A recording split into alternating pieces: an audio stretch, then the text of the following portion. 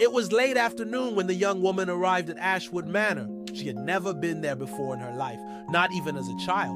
But the imposing gray building was now hers after she learned that a distant relative had died and left her the house. Since no one else in her family wanted the old mansion, she decided to take it. No one knew what secrets lay within its four walls, but she was about to find out.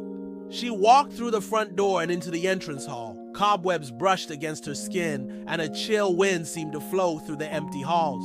But she told herself it was just her imagination. As darkness fell, she began to hear strange sounds, footsteps in the attic above her head, and whispers that seemed to come from the walls themselves.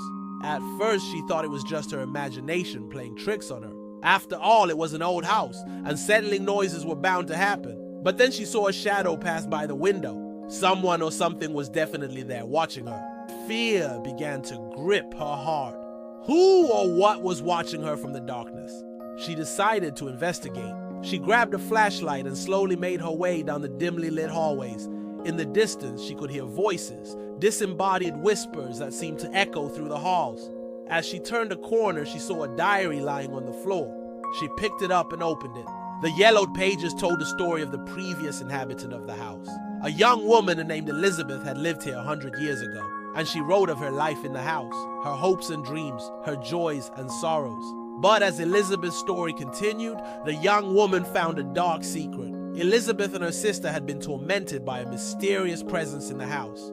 They had heard footsteps behind them when they turned around. No one was there. They felt a cold touch on their shoulders when no one was near. And then there were the voices, disembodied whispers that seemed to come from the walls themselves. The sisters were driven to the brink of madness by the constant harassment until one day they vanished without a trace. Some said they had been taken by the voices, while others claimed that a malevolent spirit had possessed them, causing them to do unspeakable things before disappearing into the night. The young woman shuddered as she read the final entry. Elizabeth and her sister had tried to escape the house, but it was too late. The evil that haunted Ashwood Manor had claimed them as its own. Suddenly, she heard footsteps behind her. She whirled around, but there was no one there. Then she noticed something strange. The air in the room seemed to be growing colder by the second, and the shadows in the corners seemed to be dancing in a macabre ballet. As she stood there frozen in fear, she felt a cold hand on her shoulder. She screamed and ran, but the footsteps pursued her. They were everywhere, above her, below her, beside her. They seemed to mock her as she fled through the halls. Finally, she burst through the front door and into the night. She didn't stop running until she reached the safety of a car.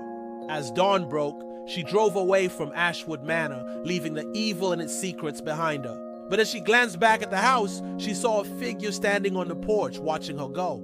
It was the ghost of Elizabeth, and she was not alone.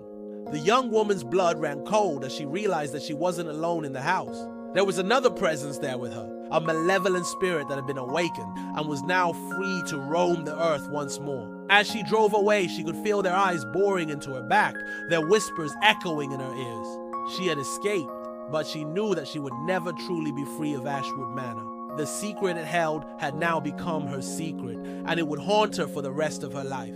What will she do? Will she confront the evil haunting the house, or run and leave the secret buried forever?